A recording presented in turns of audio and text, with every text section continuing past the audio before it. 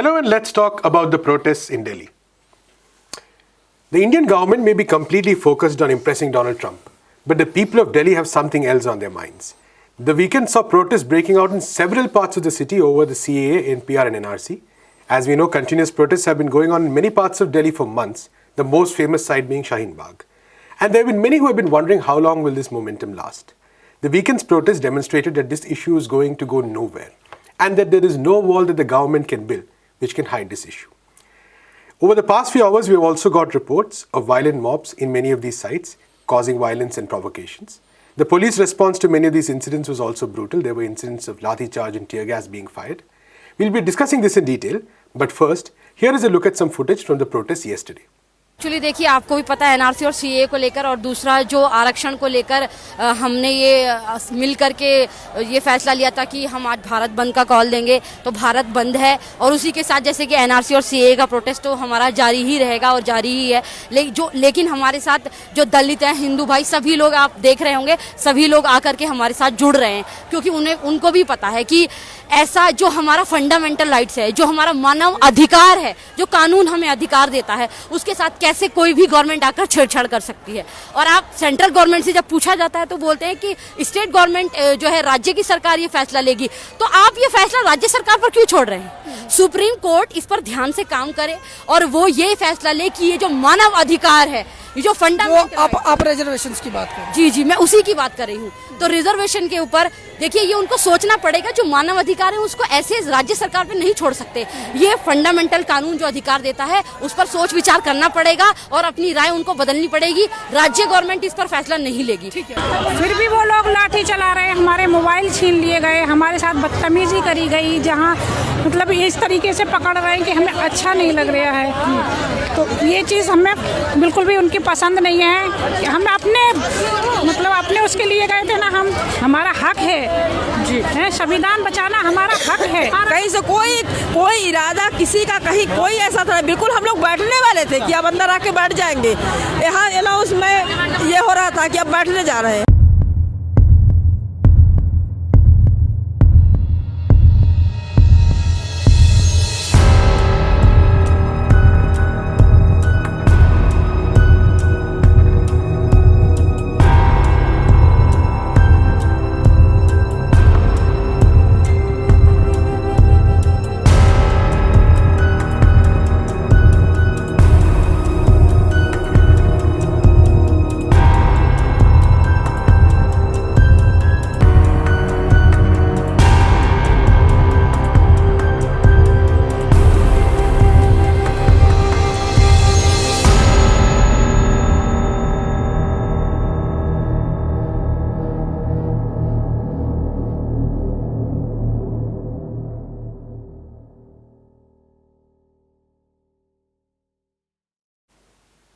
To talk more about the latest developments as well as the protests yesterday, we have with us Pranjal.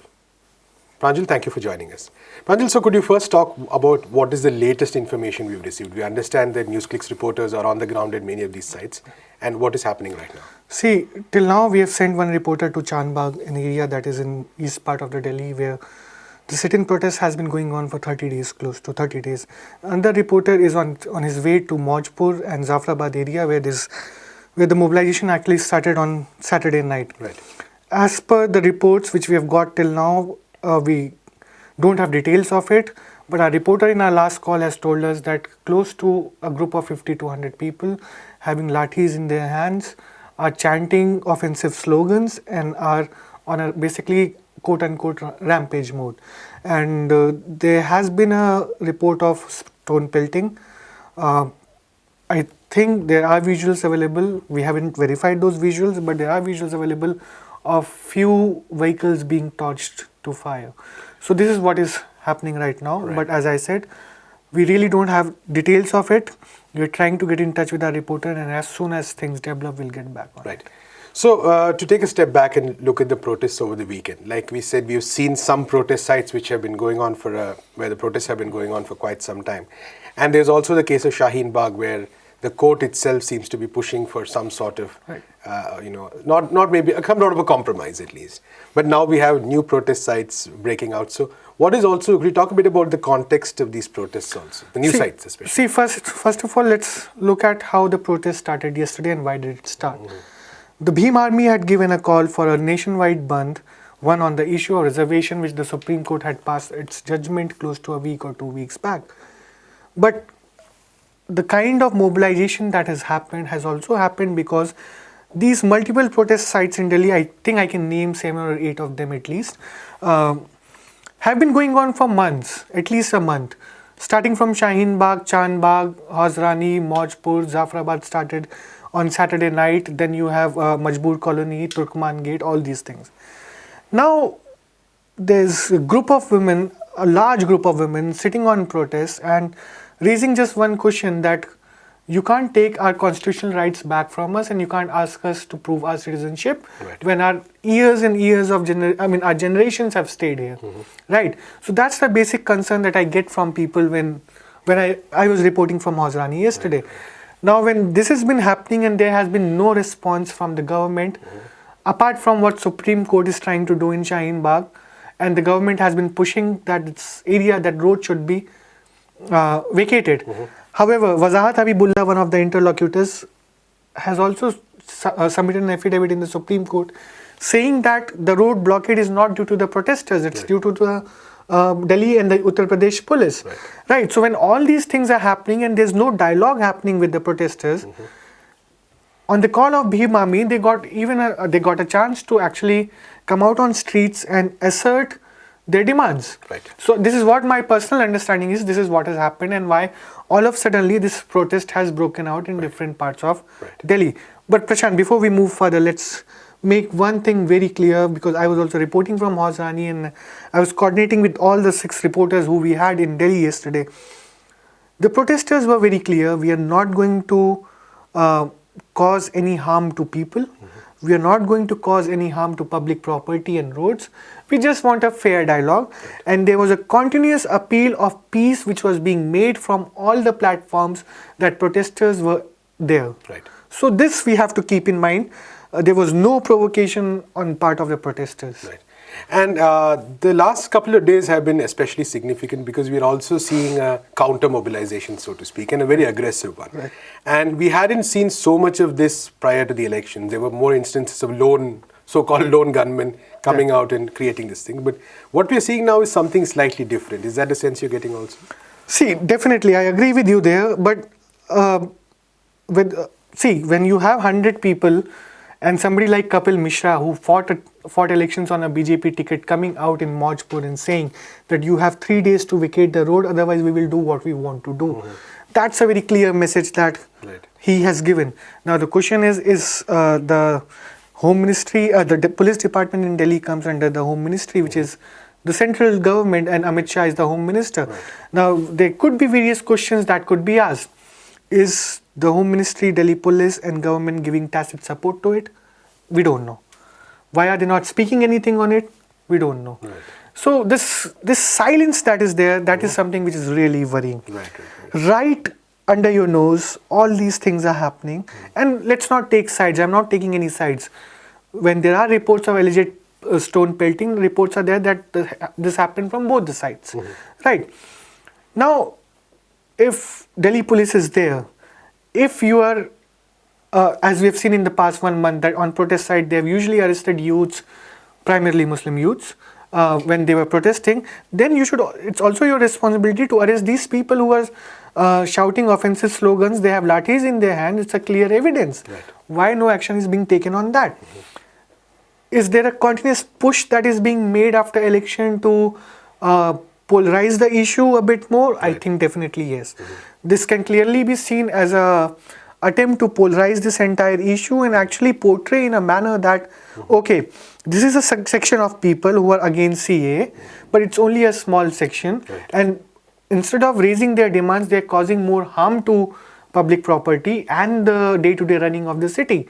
So this kind of sentiment is being actually created on the ground, and people are coming out against those protesters also. Yes. Thank you so much, Prabhu. It looks like we have a difficult situation ahead, especially over the next couple of weeks. Yeah, but Prasanth, just before we conclude, that one thing we have to clearly keep in our mind, that these protests have been going on for close to 1 month, Right. and they have been a peaceful protest, right?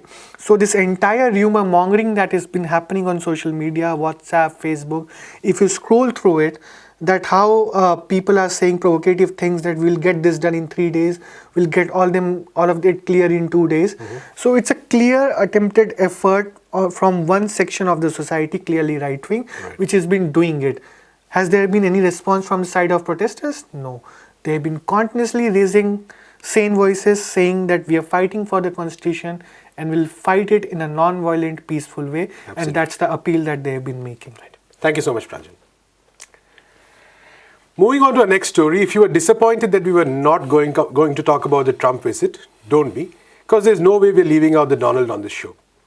Today's highlight was Trump tugging at a charkha at the Sabarmati ashram. The man has probably never moved a finger for any kind of manual work. But hey, if Gandhi is dead and if the RSS can appropriate him, why not Trump?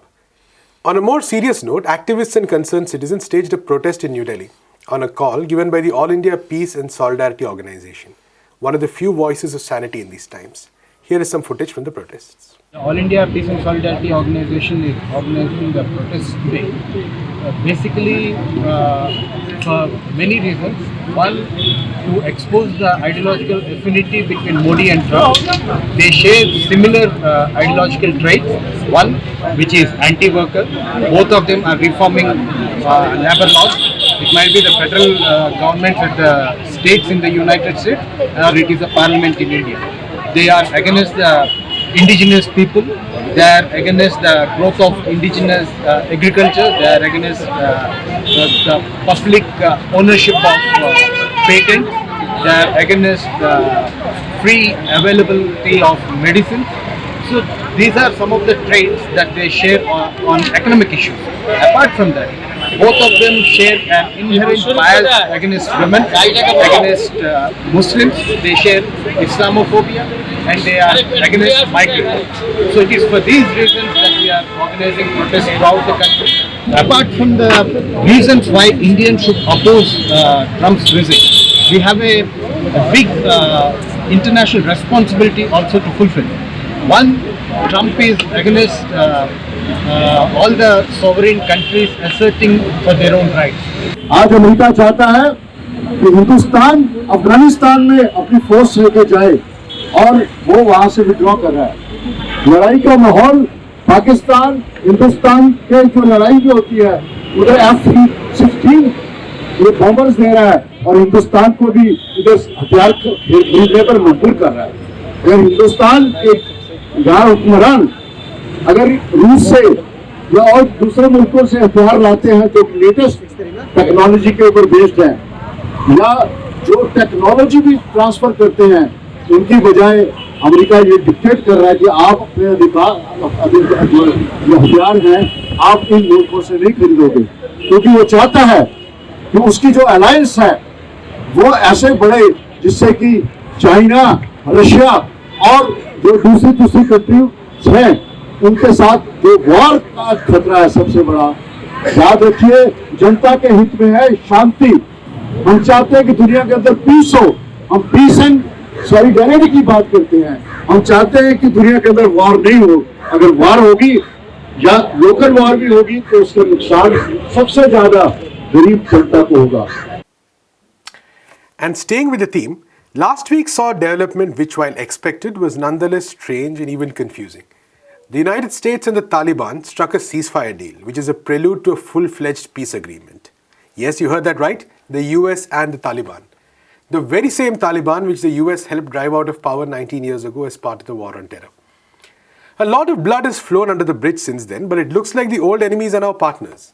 In order to decipher this development, we have with us Abdul. Abdul, thanks for joining us. So we talked about this earlier, but still it remains a surprise. So how did the US and Taliban, after all this history, suddenly become partners? I think this is not sudden. It was going on for at least half 2018. year and a half. Yeah. So in between there was a break in September when the Afghanistan elections were about to happen. Right. Before that there was a break, but the talks resumed in December again. So this is going on for quite long. And why it is happening? Primarily because the US does not get could not basically come out from the war, which it thinks now under Trump that thinks that it is trapped completely. And somehow it is like a Vietnam redo. Right. They want to come out at any cost. So that's why it is happening. At any Taliban, despite the fact, as you pointed out, despite the fact that Taliban and US have completely diametric objectives, Right. but because Trump is in a hurry to come out of Afghanistan, right. this is why it is That is happening. why it's happening. So a key question remains about the future of the country. So Afghanistan had an election in September, like you pointed out, and it's only recently, maybe 1 week ago, that the results of that election were actually declared because of the kind of internal disagreement on the issue of the results itself. There were allegations of fraud, and finally President Ghani was declared re-elected, although his opponent has claimed the election results are a fraud. Yeah. So on the one hand, we have a completely paralyzed political structure in Afghanistan. And on the other hand, we have the Taliban, which is almost at a historic high in terms of the amount of territory it's controlling. So in this context, do you think that if when the US troops leave, the possibility of Taliban again recapturing much more territory is higher? I think so. Given the fact that, as you rightly pointed out, today there are more than 20% of Afghan territories which are directly under control of Taliban, and there are more than additional 30% territories where the fight is going on between the government forces supported by US and NATO and Taliban. So almost half of Afghan territory is under dispute or under indirect Taliban control. Right. So if the US forces are withdrawing from Afghanistan, particularly on the point that any deal will give Taliban a legitimacy, right, will establish it as a legitimate force in Afghanistan, right, the chances of conflict, what we call war, is higher. Because so far, if you follow the trajectory of the talks, so-called talks which are happening, the Taliban has not recognized the other party in Afghanistan, which is Ashraf Ghani, or even his rival, Abdullah, the government establishment forces. Since it does not recognize, and so far in the talks, there is no blueprint according to which there will be an attempt to fill the gap between what we call the establishment forces and Taliban. So none of this is clear. In that particular situation, if the US forces and NATO forces withdraw, the war looks like that it will intensify, and the conflict in Afghanistan is not going to get over soon. So at least nearly close to 2 decades after the war and all this blood, we are basically, the whole circle is turning back actually, so to speak. Yes. Yeah, exactly. If you see, within the so-called establishment forces, if you see, after the publication of result, Abdullah has started claiming that he has won the election and he will form a parallel government. Before the announcement of the ceasefire, the interim ceasefire for 7 days between US and Taliban, he basically started implementing some of his policies, in fact, creating a kind of parallel government. So that, in case, let's assume that there is a deal between United States and Taliban tomorrow, what will be the position of Ashraf Ghani, one, and what will be the position of Abdullah? None of this is clear. Then there are women groups within Afghanistan. If you remember it, the war in Afghanistan by the US was justified. One of the main reasons for the justification was the condition of women under Taliban rule. The women under Taliban, indirect Taliban control, are already there are complaints of the kind of inhuman treatment they are going through, and the women movement within the government controlled areas are also very apprehensive about their future when Taliban is legitimized. Right. So all these questions are unresolved, and there is no attempt to address them in all these talks also. Thank you so much, Abdul. That's all we have for this episode of Let's Talk. We'll be back tomorrow at 3 p.m. with the latest news developments. Until then, keep watching Newsclick.